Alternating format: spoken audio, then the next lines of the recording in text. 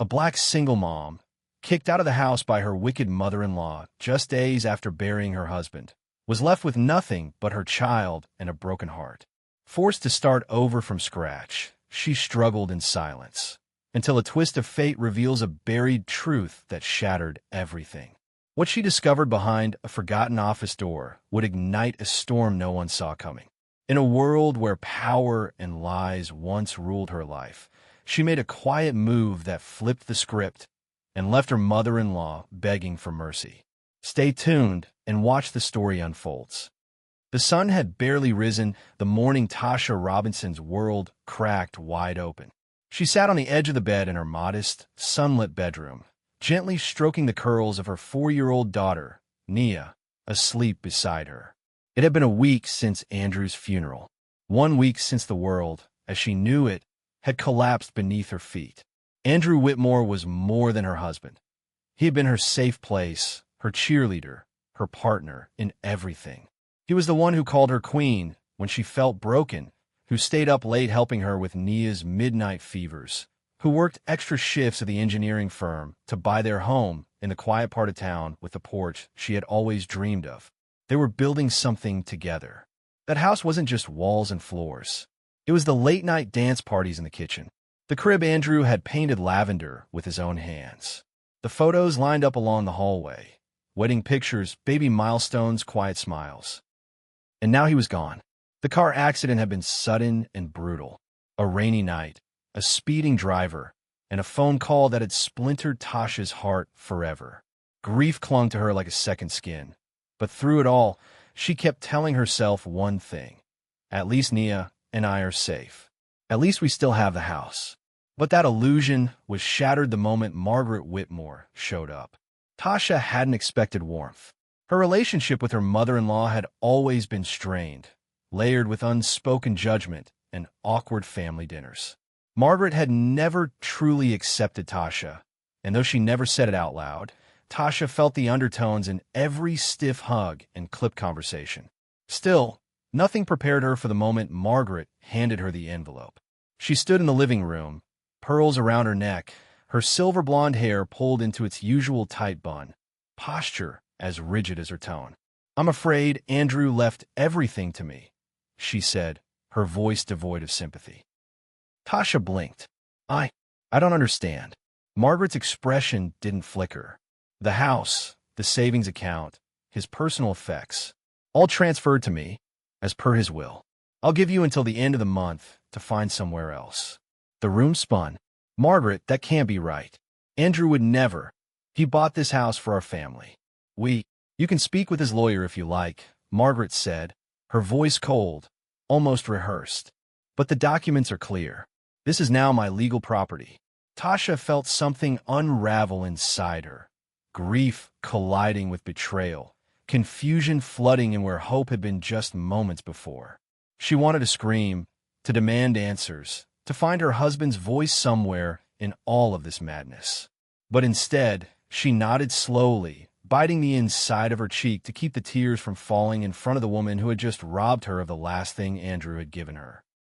Later that night, while Nia slept soundly wrapped in a worn blanket on their couch, Tasha sat alone at the kitchen table staring at the envelope Margaret had left behind. Inside were photocopied legal papers, cold, clinical documents signed and notarized. She didn't understand all the jargon, but one thing was heartbreakingly clear. The home she thought she shared with Andrew now belonged to someone who had never considered it hers to begin with. Tasha didn't sleep that night. She just sat, holding Nia's stuffed elephant in one hand and her own heart in the other, asking the universe why life had to take so much so soon. But even then, in the silence of that kitchen, something began to shift deep within her. It wasn't rage. Not yet. It wasn't even clarity. It was stillness. The kind that comes before a storm. And though she didn't know it yet, this wasn't the end of Tasha's story. It was the beginning of a quiet storm. The wood-paneled office smelled faintly of old leather and lemon polish. Tasha sat across from the polished mahogany desk, her fingers clenched tightly around her handbag. Mr. Hallbrook, her late husband's longtime attorney, adjusted his glasses and cleared his throat. His tone was businesslike, detached. I'm truly sorry for your loss, Mrs. Robinson, he began. Tasha nodded stiffly. I need to see the will. Margaret, my mother-in-law, says everything was left to her. That can't be right. Holbrook gave a thin smile that never reached his eyes. I understand your concern. I have a copy of the executed documents right here. He opened a folder and slid it across the desk. Tasha scanned the text, her eyes catching on familiar words but not making sense of them. Then she saw it. Margaret Whitmore, sole beneficiary. House. Financial assets. All of it. No, she whispered. That's not possible. I understand this is upsetting, Holbrook said, his tone neutral. But everything is in order. The documents were signed, notarized, and filed correctly. Your husband appointed his mother as his legal heir. Tasha looked up, her heart pounding in her ears. Why? Why would he do that? We were married. We have a child. This doesn't make any sense. Holbrook gave a slow, rehearsed shrug. Sometimes people make decisions we don't understand. Legally speaking, the matter is clear. It wasn't just disappointment that settled in Tasha's chest. It was something heavier, uglier, like being erased. Like the years she had spent with Andrew, the child they had raised together, meant nothing. She stood quietly, the folder still lying on the desk in front of her. Thank you, she said, her voice dry. The hallway outside felt colder than when she came in. She clutched Nia's tiny hand as they left the building, the little girl skipping alongside her, unaware of the silent storm behind her mother's eyes. 2 weeks later, she packed their lives into boxes. It wasn't much. A few bins of clothes, framed pictures Margaret had refused to take down, but also refused to let her keep, Nia's toys, and a tattered baby blanket that still smelled faintly of lavender detergent. The movers Margaret had arranged came precisely at 9 a.m. and didn't speak a word as they loaded the U-Haul. Tasha watched in silence, her face unreadable, as each box disappeared from the porch of the home she once called hers. By noon, she and Nia were standing outside a second-floor apartment in a rougher part of town, greeted by her cousin Charmaine, who offered a hug and a folding couch. It's not much, Charmaine said, already shifting Nia's bags inside. But your family, and you don't need to be out there alone. The apartment smelled like dust and fried onions, the kind of place where laughter battled hard against struggle. The couch creaked when Tasha sat on it. Nia climbed onto her lap, yawning. That night, when the apartment fell quiet, Tasha stared at the ceiling in the dark. She had never felt so invisible, so discarded. Her body was exhausted, but her mind was wide awake, looping the same question. How did this happen to me? She started waitressing at a 24-hour diner down the block. The hours were brutal, and the pages barely covered what little Charmaine let her contribute. During the day, she took Nia to preschool, then rushed to a grocery job in the afternoons, stacking shelves and wiping down carts. The days blurred together, early mornings, late nights, sore feet, missed meals, and never enough time. But somewhere in the fatigue, in the quiet exhaustion of surviving, something stirred. One night, after putting Nia to bed, she sat at the tiny kitchen table, flipping through the classified ads. Her eyes fell on a small blurb under the education section, evening classes for legal administration. Affordable tuition. Flexible schedule. She tore the ad out and pinned it to the fridge with a chipped magnet. Her muscles ached, her wallet was nearly empty, and her soul felt bruised. But her mind was sharpening. She was tired of feeling powerless, of watching other people decide her future. The system had failed her. The law had failed her. So she made a quiet promise to herself as the refrigerator hummed softly in the silence of the night. If the law failed me, I'll learn the law. The classroom smelled faintly of dry erase markers and burned coffee. Fluorescent lights buzzed softly above, casting a sterile glow over the rows of adult learners hunched over textbooks, highlighters in hand. Tasha Robinson sat in the third row, her eyes locked on the board, her notes precise, color-coded, and filled with questions she'd scribbled in the margins during her 10-minute dinner break. She was exhausted, but focused.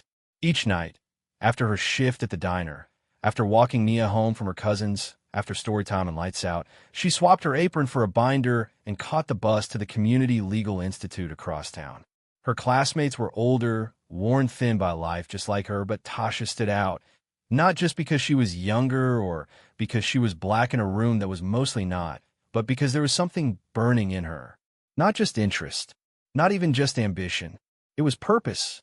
She wasn't studying law because she thought it sounded impressive.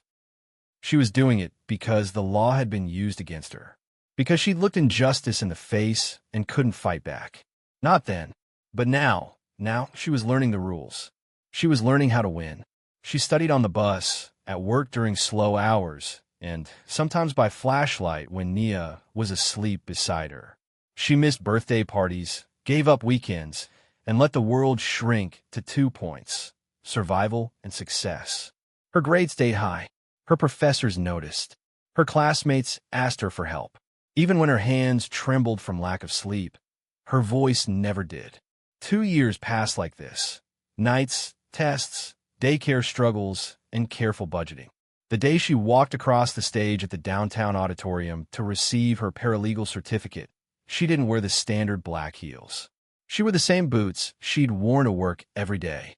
They were scuffed, worn through at the heel, but they'd carried her through. Charmaine and Nia cheered from the second row.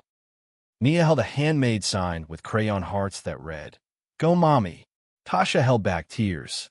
At the reception, one of her professors pulled her aside. "You've got something special," he said, pressing a business card into her hand. "Big firms are always looking for talent with your fire. You should apply to Mason & Cole. Great reputation, big-name clients, full benefits." She nodded, heart pounding. She didn't know it then, but Mason & Cole was the same firm where Mr. Holbrook, her husband's lawyer, had worked for over a decade. 3 interviews later, she stood in front of the glass doors of their downtown office building, resume in hand, wearing a tailored gray suit she'd bought secondhand and re-hemmed herself. She walked through the revolving door and stepped into a lobby of marble floors and framed legal awards, and she didn't flinch. They hired her 2 weeks later. Her new life moved fast. The office was a different world from the diner. Each day began with coffee runs and ended with document reviews and filing motions. She was assigned to one of the senior litigation attorneys, a woman named Leah Withers, who demanded precision, speed, and quiet excellence. Tasha gave her all 3. What started as simple administrative tasks quickly became more: organizing depositions, researching precedent, drafting memos.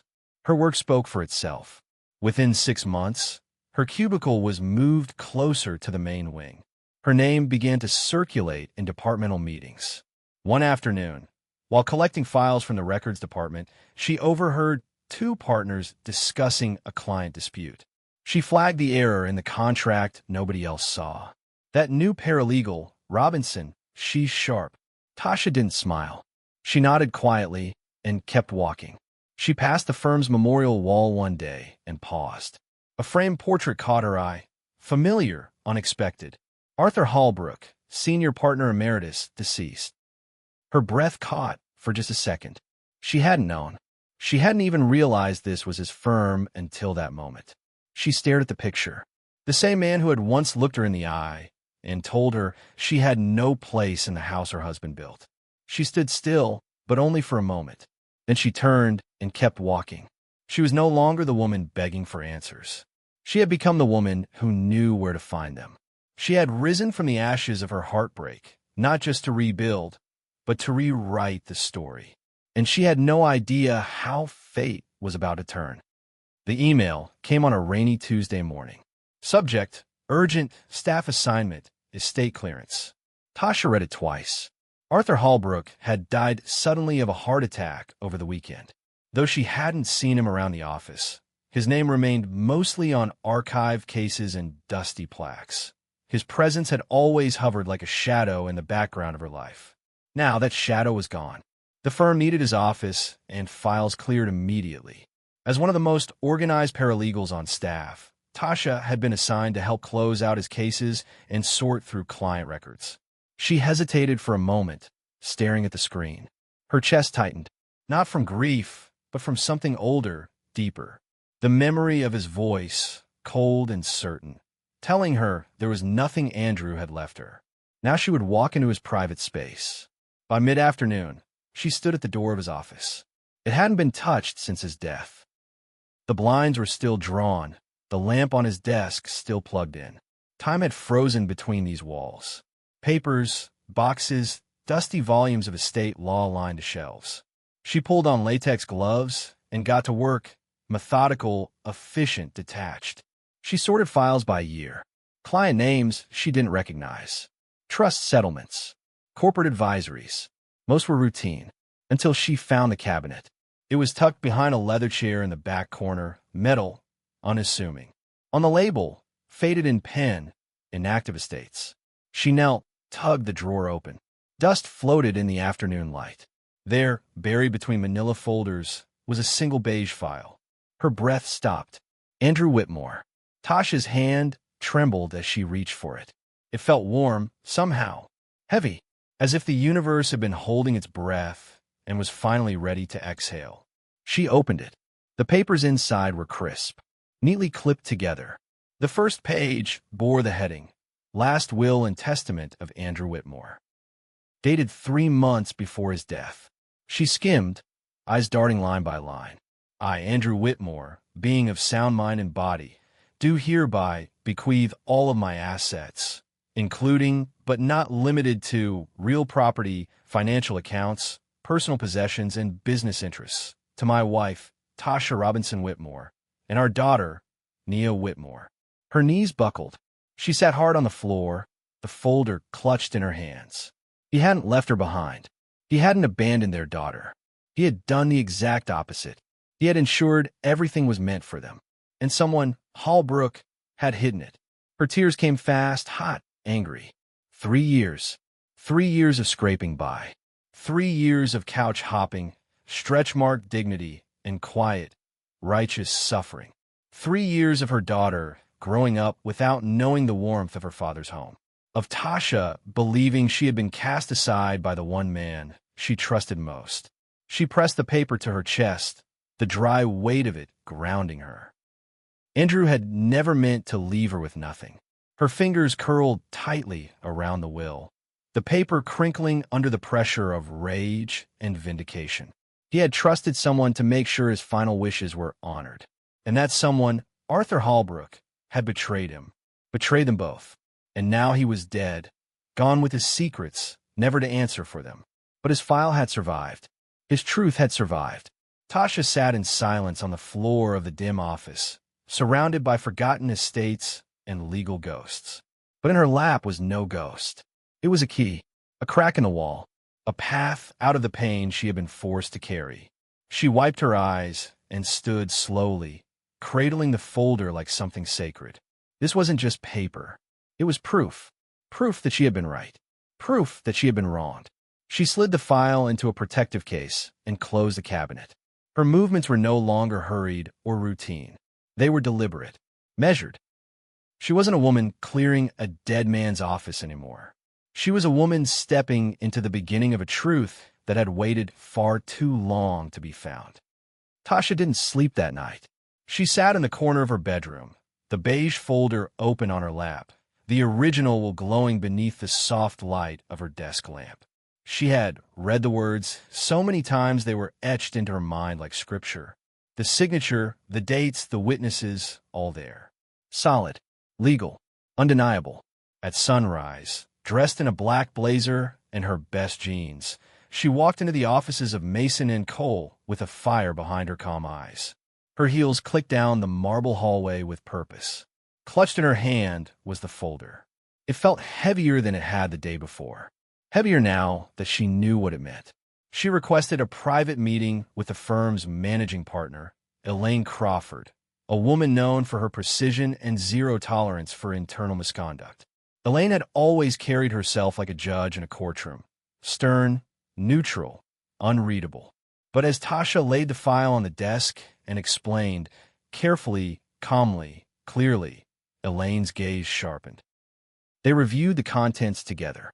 Elaine said nothing for several minutes, flipping through the documents with the practiced eye of a legal veteran. "This signature is real," she finally said. It's the official notary seal. This is the valid will. Tasha nodded once. Then why was I shown another one, by Mr. Holbrook, that left everything to my mother-in-law? Elaine's expression darkened. We'll find out. And they did. Over the next few weeks, a quiet internal investigation unfolded within the firm's legal department. It wasn't made public. No emails were sent. No names were mentioned in meetings. But behind closed doors, files were examined, timestamps reviewed, and witness testimonies pulled. And slowly, the pieces of a hidden betrayal fell into place. What emerged was clear and damning. Margaret Whitmore, with Mr. Holbrook's assistance, had forged a second will. A fabricated version, created after Andrew's death, replacing the original that named Tasha and Nia as beneficiaries.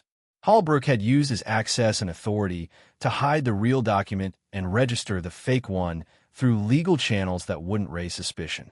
Until now, Tasha stared down at the evidence the investigators gathered: email exchanges, discrepancies in file logs, notarization that didn't match any registered notary within the state. Her stomach churned. Holbrook was dead. He wouldn't face justice. But Margaret? She was still walking free in the house Tasha had been forced to leave behind. That wouldn't last. Tasha filed a civil suit. Her case made headlines in Boston's legal community, quietly at first, then with growing murmurs. A young black paralegal taking on her late husband's white, well-connected mother for estate fraud, backed by the very firm that once betrayed her. The symbolism was too sharp to ignore. The courtroom was tense from the first hearing.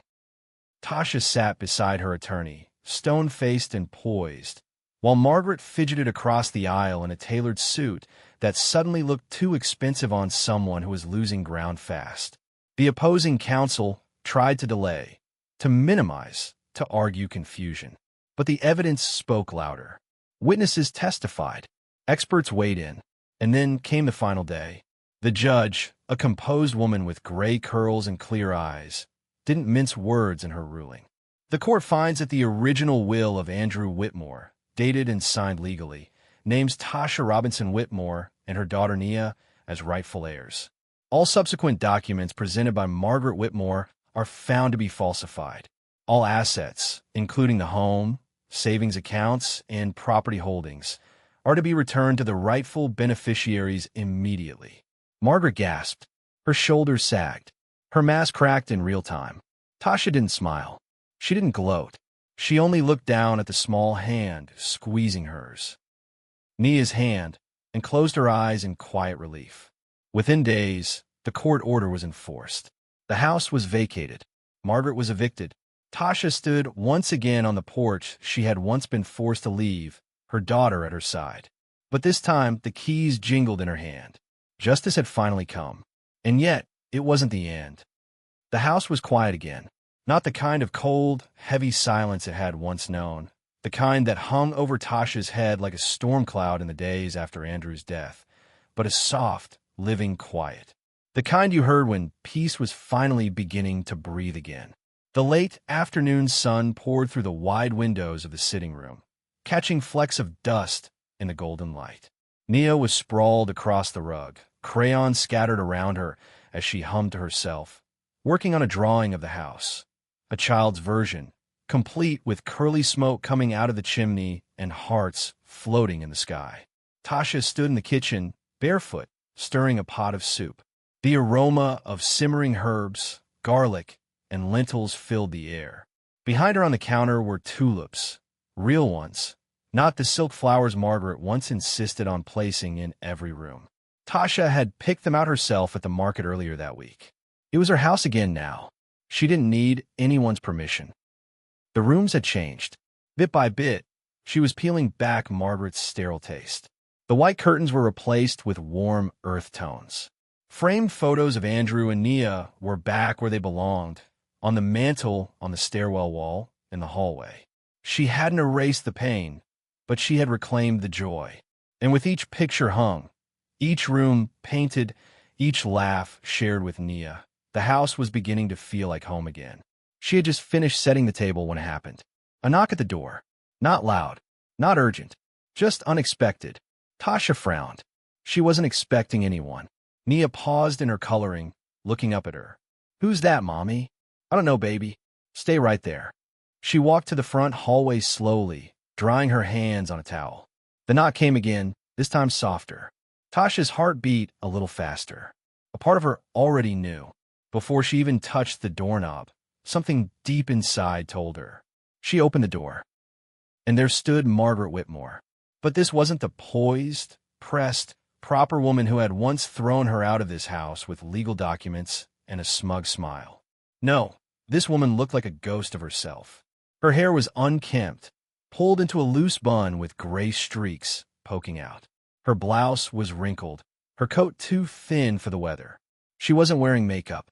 Her eyes were red-rimmed, the sharp confidence replaced by something almost fragile. "Tasha," she said, voice hoarse. Tasha said nothing. She didn't move from the doorway. I'm sorry to come like this," Margaret stammered. "I have nowhere else to go." Tasha stared, expression unreadable. "They froze the accounts. The trust, the house I was staying in belonged to a friend, and they asked me to leave. I'm not asking for much, just a place to stay, just until I figure something out." Tasha leaned against the doorframe. "You made us suffer." "I know," Margaret said, eyes brimming. "I know I did. I thought I was protecting what Andrew built. I thought he wasn't thinking clearly when he married you so young, when he changed the will. I was wrong. I was wrong about everything." Tasha's jaw tightened, but she didn't speak. "I watched him grow up in this house. I watched him fall in love with you, and I didn't know how to handle it. I let that fear turn into something ugly. I try to control everything. I can't take it back, but I'm asking, please." Tasha turned her head slightly, taking in the woman before her. The same woman who once called her presence temporary, who threw her and her child out like clutter after a funeral. Now, standing here with nothing. There was a long pause. Seconds stretched into minutes. Even the wind seemed to stop to listen. Finally, Tasha stepped aside. "One room," she said firmly. "That's it. No drama. No demands." Margaret blinked in disbelief. You're letting me in?" Tasha looked her in the eye. "Not because you deserve it, but because I refuse to be like you." For the first time, Margaret's face broke, not just from shame, but from relief. She stepped over the threshold slowly, like a child entering a place they were told not to touch. Tasha led her down the hall in silence to the guest room, one of the few spaces Margaret hadn't stripped of its charm. The old quilt was still folded at the end of the bed. There was warmth in the room, not just from the heater, but from the house itself, as if it, too, was watching and remembering. Margaret sat on the edge of the bed and whispered, "Thank you." Tasha didn't reply. She turned, walked back down the hall toward the smell of soup and the sound of her daughter singing softly in the living room. The door had been opened, but not for reconciliation, for principle, for power, and above all, for peace and love. If this story touched your heart, like, share, subscribe, and turn on the notification bell for more powerful, soul-touching stories that restore faith in humanity.